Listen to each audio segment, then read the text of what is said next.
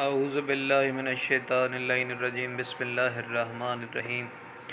سامعین محترم، پیغمبر اعظم حضرت محمد صلی اللہ علیہ وآلہ وسلم نے فرمایا لوگو، چند مقامات ایسے ہیں جہاں پر دنیاوی کلام کرنے والے کی 40 روز تک دعا قبول نہیں ہوتی۔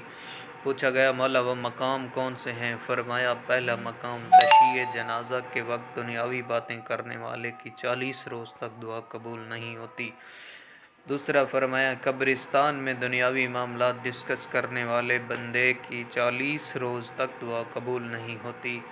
پھر فرمایا مصیبت کے وقت دنیاوی معاملات ڈسکس کرنے والے کی 40 روز تک دعا قبول نہیں ہوتی۔ پھر فرمایا مریض کے پاس بیٹھ کر دنیاوی معاملات ڈسکس کرنے والے کی دعا 40 روز تک قبول نہیں ہوتی۔ اور پھر فرمایا کہ مسجد میں بیٹھ کر دنیاوی معاملات ڈسکس کرنے والے انسان کی دعا 40 روز تک قبول نہیں ہوتی۔ صلی اللہ علیہ وآلہ وسلم۔ ویڈیو اچھی لگے تو پلیز سبسکرائب کریں اور بیل آئیکن کا بٹن ضرور دبائیں۔ شکریہ۔